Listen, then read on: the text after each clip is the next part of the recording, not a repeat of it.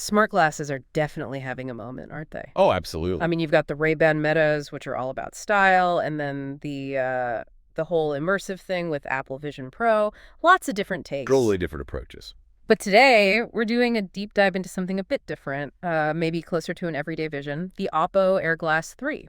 Exactly. And what's really interesting, well, based on the report from its unveiling at MWC 2024, Right, Mobile World Congress. yeah, is how this AirGlass 3 seems to be kind of revisiting some of the ideas maybe Google had way back when with smart glasses. Mm. So our goal today is really just to unpack what this report says. What makes the AirGlass 3 tick and what's its potential. Okay, so OPPO.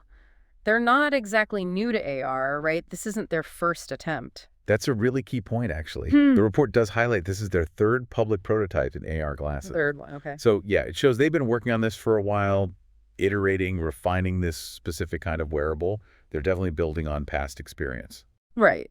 Which brings us to, well, what sounds like the headline feature, the AI. It's not just like getting your texts, is it? It's hooked into OPPO's Andis GPT AI model. What does that actually mean for the person wearing them? Well, this is where it gets fascinating, I think.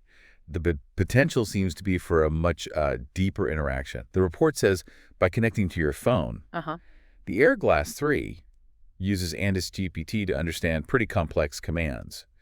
And we're not just talking simple voice prompts here. Okay. The AI is apparently designed to interpret text, images, video, even sound.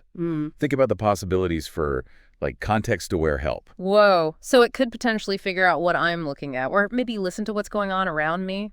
How do you even trigger the AI? Is it always on? That's a good question. The report mentions a pretty intuitive way. Just a gentle press on the frame. Ah, okay. Physical touch. Yeah, that simple tap activates the AI voice assistant. It suggests they're thinking about ease of use, Yeah. quick access when you need it, not constant listening. That sounds way better than having to say, hey, glass or something all the time. Okay, let's get practical. How do these things look and feel?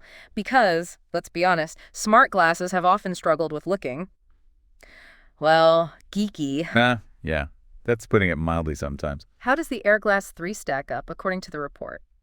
Comfort? Design? Yeah, this is crucial if people are actually going to wear them. Totally. So the report gives some interesting details. The weight is listed at 50 grams. 50 grams? How does that compare? Well, it's actually a bit heavier than OPPO's previous versions. Those were around 30, 38 grams. Okay. But you'd guess that increase maybe comes with better tech inside, maybe the display or processing help. Makes sense. But crucially, the report really emphasizes a design that aims to look like regular glasses.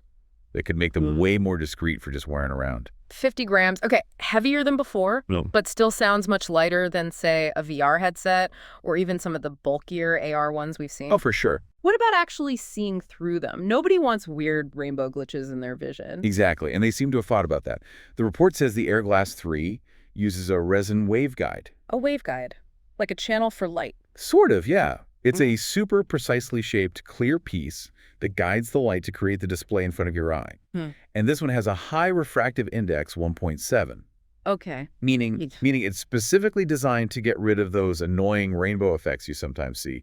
Plus, the display has a light uniformity system. It gets really bright, over 1,000 nits maximum. Wow, over 1,000 nits. That's bright. Yeah, comparable to a lot of high-end phone screens. So, should be visible outdoors, hopefully.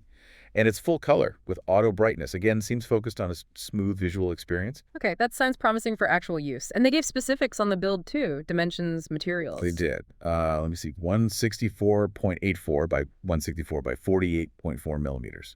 The frame uses a magnesium lithium alloy. Ah, light but strong. Probably helps keep the weight down. Yeah, while being sturdy.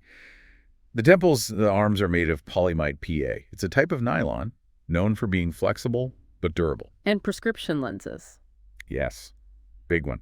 The report says OPPO plans to offer custom prescription lenses. That's huge for making them practical for, well, a lot of people. Definitely. Okay, so beyond the fancy AI, what else can these glasses reportedly do right now? Like basic functions? Well, it's interesting. They seem to mix the advanced AI with more standard smart glass features.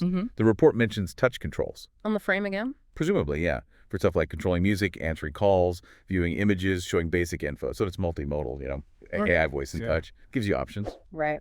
And it sounds like more is coming. Software updates were mentioned. They teased some cool potential uses, didn't they? Like a teleprompter. Imagine giving a talk. Yeah, they did tease that. Yeah. A teleprompter, which, like you said, could be amazing for presentations. Yeah. Also, things like navigation directions right in your view. Oh, that'd be handy. A timer, real-time translation, that's a big one.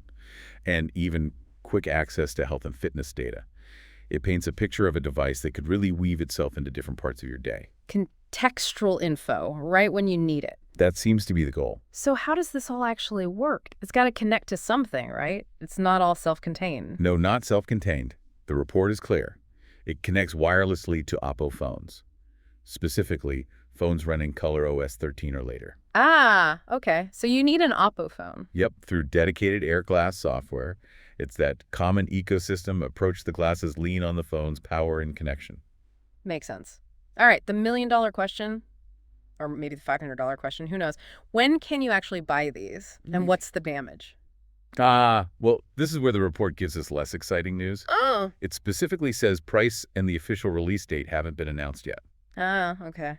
It's still prototype stage, really. Seems like it. Presented in MWC as a prototype, so yeah, probably still finalizing things for production and launch. Okay, which brings us back to the interesting comparison the article made. With Google's original vision for smart glasses, it suggested the AirGlass 3 is maybe closer to that. Can you expand on that a bit? Sure. I mean, if you think back to Google Glass, groundbreaking for its time, obviously. Right. But it definitely hit some roadblocks, design, functionality limits, even just how people felt about them, the whole glass hole thing. Yeah, the perception issue was big. Huge. So the AirGlass 3, by focusing on looking more like normal glasses, integrating AI for genuinely useful tasks, prioritizing everyday usability, it feels like it's trying to address some of those early challenges. So like an evolution of that original idea. Perhaps, yeah. A refinement, maybe learning from what did and didn't work before. Okay, so let's wrap this up. What are the main takeaways from our deep dive into the OPPO AirGlass 3 based on this report? What should you really remember? I'd say the core things are, Yeah. 1, the big focus on AI, using that Andy's GPT model for hopefully intuitive help. And 2, the design philosophy, really pushing for wearability, aiming for something that looks much closer to normal glasses than a lot of earlier AR stuff. Making the tech less techy. Exactly. Less obtrusive, more seamlessly part of your day. That seems to be the vibe. It really does make you think, though, about the potential. Imagine having that kind of AI help, that information just there in your vision, subtly. And that kind of leads to a bigger question for you, the listener, to think about. If this kind of tech keeps improving, keeps getting more common, how might it actually change the way we get information? Or interact with the world? Or even just manage our daily lives? It feels like we're definitely heading towards a future where AI and the wearables we use are much more tangled together, doesn't it?